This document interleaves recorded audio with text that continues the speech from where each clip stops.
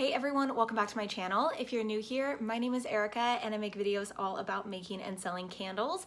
And obviously you guys read the title, so you know what today's video is going to be about. However, I do want to preface by saying that I don't think that this is a bad way to get started when making candles. So using the equation of 1 pound of wax to 1 ounce of fragrance oil, it's a good way to get started and a good way to kind of get your feet wet on how to actually make candles. But when it comes down to actually making candles for a business, or you have different kinds of vessels and you're trying to figure out exactly how to do, 9% or 10%, 11%, whatever it is, you want to make sure that you're able to calculate that and that you're not just relying on the equation of 1 ounce of fragrance oil to 1 pound of wax.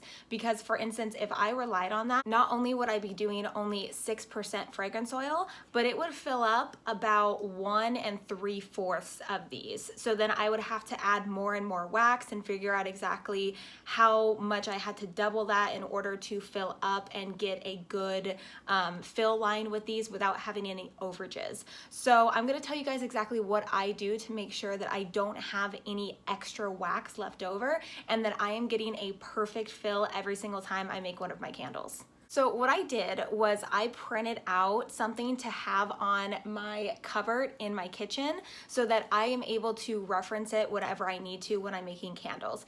Keep in mind that I am still using the pitcher to double boiler method. So I am putting the pitcher inside a little pot with about a 1/2 inch of water, and I make about 3 candles at a time, which is crazy, and I can't wait to get my Presto pot, which I'm hoping to get within the next week or so. But this is just what I've been doing right now as I've been making candles. So what I figured out was just how much does it take to make 1 candle. So I just completely put away the 1 ounce to 1 pound of wax ratio out of my head, and I started thinking about logically how much wax and how much fragrance oil will I need to fill up this container. So for this candle, it takes about 9.5 ounces or 270 grams of wax to fill it up to this point that you are able to get the lid in there and then the wicks as well. So I know that it needs a total of 270 grams of both wax and fragrance oil together. So what you're thinking from there is, what is 10% of 270? So that's exactly what I was trying to figure out. So I'm going to show you guys exactly what I have right here. So this is the piece of paper that I have listed all the time up in my kitchen when I'm making candles, and I reference it often because sometimes I mix up the numbers in my head and I don't quite remember it. So this is my 9.5 ounce candle, which is a 13.5 ounce jar, and I do a 10.2% ratio of fragrance oil to wax. So what I do is I do 25 grams of fragrance oil and I do 245 grams of wax. So if you were to divide 25 by 240, it would give you 10.2%. So I know that the ratio between the fragrance oil and the wax is 10.2%, and the combined weight of both the wax and the fragrance oil is going to bring us to that 270 grams. So I know that when I pour this and when I fill this up, it's going to give me a weight of 270 grams, because when you are calculating fragrance oil and when you're calculating wax, you want to make sure that you're calculating it in weight and not in volume. So that's going to change up some things as well. I've gotten some questions on that.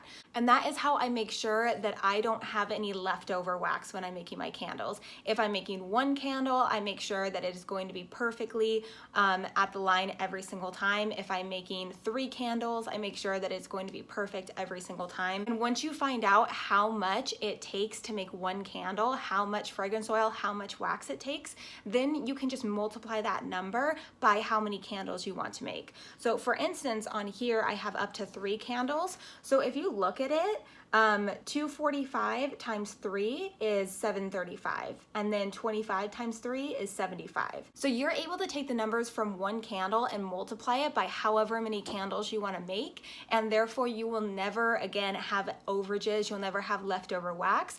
It will always be perfect every single time because you have the calculations and you have the mathematical equation to make sure that it's right every time. I feel like this is so important as you go along with your candle journey and with your candle business, we don't want to be wasting wax. We don't want to have too many overages, especially if you're not going to be putting them into wax melts. So for instance, with my container wax, I don't make wax melts out of that. So it would just be leftover wax in there. So then I would feel maybe I should be putting a little bit more into the container, or maybe I should just toss whatever's in there if I'm going to be making a new scent, or maybe I would feel like I'd have to make that same scent again because I have so much left over. So it just eliminates all of the stress of feeling like you have the overages of the wax and you're not having your calculations properly. So again, if you're just getting started and you have no idea even how to get started with making candles, and you want to start out with the 1 ounce of fragrance oil to 1 pound of wax, go for it. Kind of get a little bit more experience with actually physically making candles and understanding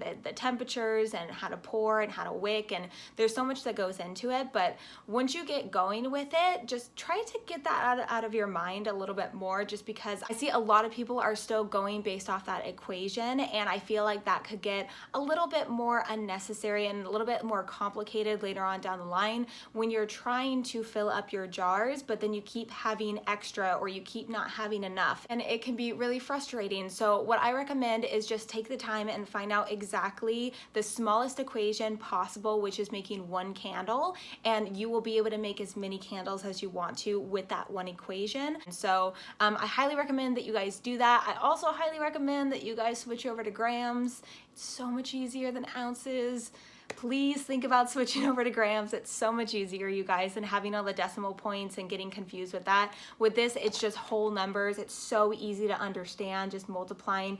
Like 25 times 3 is 75. It's super easy to understand. So I highly recommend you guys think about switching over to grams. So I really just wanted to come on here and just express this to you guys. It was on my mind earlier this morning after my conversation with that girl on my Instagram DMs. So I really hope this helped some of you guys out. And if you guys have any further questions, go ahead and leave them in the comment section below. I'm always here to answer your guys' questions. And if this video helped you out, please go ahead and give it a thumbs up, as well as subscribe to the channel if you guys haven't already. And don't forget to follow me on Instagram at MemoryBoxCandleCo. And I will see you guys in the next video. Bye guys.